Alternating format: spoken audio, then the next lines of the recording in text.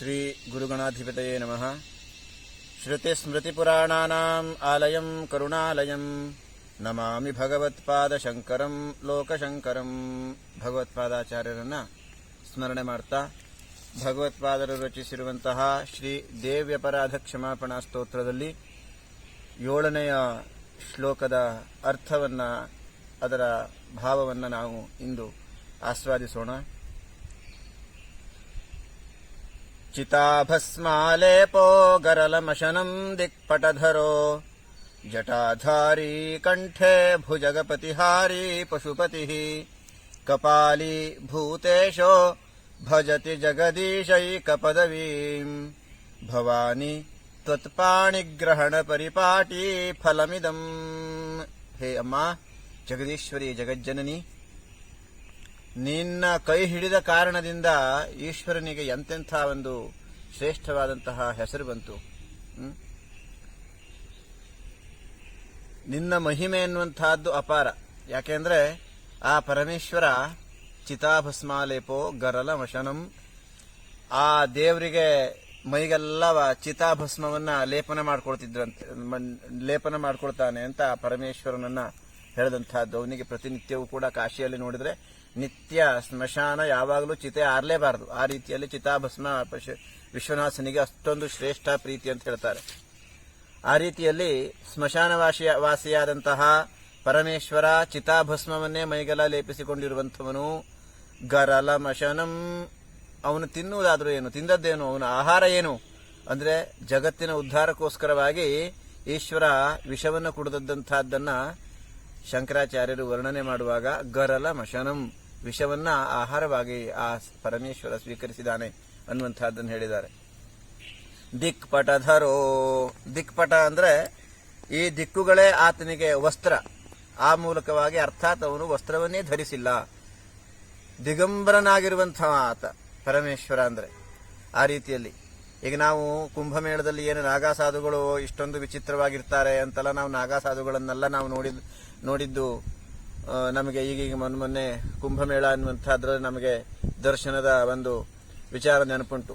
ಆದ್ರೆ ಯಾಕೆ ಹಿಂಗೆ ಮಾಡ್ಕೊಂಡಿರ್ತಾರೆ ನಾಗಾ ಸಾಧುಗಳು, ಅವರ ಸಾಧನೆಯಿಂದ ಏನು ಉಪಯೋಗ ಇತ್ಯಾದಿಗಳ ಚರ್ಚೆಯೋ ಜಿಜ್ಞಾಸೆಯೋ ಯೋಚನೆಯೋ ಇದೆಲ್ಲ ಅನೇಕರಿಗೆ ಅನೇಕ ರೀತಿಯಲ್ಲಿ ಬಂದದ್ದುಂಟು. ಆದರೆ ಅದೆಲ್ಲವೂ ಕೂಡ ಪರಮೇಶ್ವರ ಶಿವಾರ್ಪಣ ಬುದ್ಧಿಯಿಂದ ಮಾಡಿದಂತಹದ್ದು ಅನ್ನುವಂತಹದ್ದನ್ನ ಆ ಶಂಕರರು ಕೂಡ, ಆ ನಾಗಾ ಸಾಧುಗಳ ಒಂದು ಪಂಥವನ್ನೇ ಹುಟ್ಟು ಹಾಕಿದಂಥವರು ಶ್ರೀ ಶಂಕರಾಚಾರ್ಯರು. ಆ ರೀತಿಯಲ್ಲಿ ಆ ಪರಮೇಶ್ವರನ ಸ್ಥಿತಿಯನ್ನು ವರ್ಣನೆ ಮಾಡ್ತಾ ಗರಲ ಮಶನಂ, ವಿಷವನ್ನ ತಿನ್ನುವಂಥವನು. ದಿಕ್ಪಟಧರಃ, ದಿಕ್ಕುಗಳನ್ನ ವಸ್ತ್ರವನ್ನಾಗಿ ಹೊಂದಿದಂಥವನು. ಅರ್ಥಾತ್ ದಿಗಂಬರ, ವಸ್ತ್ರವನ್ನೇ ಧರಿಸುವುದಿಲ್ಲ. ನಾಗಾ ಸಾಧುಗಳು ದಿಗಂಬರರಾಗಿ ಓಡಾಡಿದ್ದನ್ನು ನಾವು ನೋಡಿದ್ದೇವೆ. ಇನ್ನು ಜಟಾಧಾರಿ, ಆತ ಒಂದು ಕೂದಲನ್ನಾದ್ರೂ ಒಂದು ಬಾಚಿ ಚಂದ ಮಾಡಿ ಅದನ್ನು ಕೂದಲು ಕಟ್ ಮಾಡಿ ಏನೂ ಮಾಡುವುದೇ ಇಲ್ಲ, ಒಂದು ಸ್ವಲ್ಪನೂ ನೀಟ್ನೆಸ್ ಇಲ್ಲ ಅಂಥವನು ಆ ಈಶ್ವರ. ಜಟಾಧಾರಿ. ಕಂಠೇ ಭುಜಗಪತಿಹಾರಿ, ಕಂಠದಲ್ಲಿ ಧರಿಸಿದ್ದಾದ್ರೂ ಏನು, ಹಾವು ನಾಗರಾಜನನ್ನ ಹಾರವಾಗಿ ಧರಿಸಿದ್ದಾನೆ ಅವನು. ಅದು ಎಲ್ಲಿಂದ ಚಂದ ಕಾಣಬೇಕು, ಅವನು ನಾಗನಲ್ಲಿಯೂ ಇರುವಂತಹದ್ದು ವಿಷ. ಪಶುಪತಿ, ನಂದೀಶ ಆತನ ವಾಹನ. ಈ ಪಶುಗಳಿಗೆಲ್ಲ ಒಡೆಯ ಅಂತ ಹೇಳಿ ಆ ಈಶ್ವರನನ್ನ ಕರೆದದ್ದುಂಟು. ಪಶ್ಯತಿ, ಯಾರ್ಯಾರು ನೋಡ್ತಾರೆಯೋ, ಕಣ್ಣಿದ್ದಂಥವರೆಲ್ಲ ಪಶುಗಳೇ ಅಂತೆ, ದರ್ಶನ ಮಾಡಲಿಕ್ಕೆ ಯೋಗ್ಯರಾದಂಥವರು, ದರ್ಶನ ಸಾಮರ್ಥ್ಯ ಇದ್ದವರು. ಆ ಇದ್ದಂತಹ ಎಲ್ಲರಿಗೂ ಒಡೆಯ ಅವನು. ಆದ್ರಿಂದ ಅವನನ್ನು ಪಶುಪತಿ ಎಂದು ಕರೆದಿದ್ದಾರೆ. ಇಲ್ಲಿ ಪಶುಪತಿ, ಮೃಗಪತಿ ಅಂತ ಹೇಳಿ ಆ ಈಶ್ವರನನ್ನ ಹೇಳಿದ್ದುಂಟು. ಕಪಾಲಿ ಭೂತೇಶೋ, ಅವನು ಭೂತಗಣಗಳಿಗೆಲ್ಲ ಒಡೆಯ, ಭೂತನಾಥ ಪರಮೇಶ್ವರ ಅಂದ್ರೆ.